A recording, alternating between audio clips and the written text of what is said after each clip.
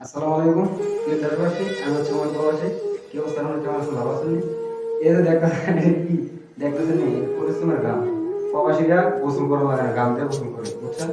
দেখতেছেন আজকে আমাদের সমস্যা কাজ চলতেছে। কি আমরা সমস্যা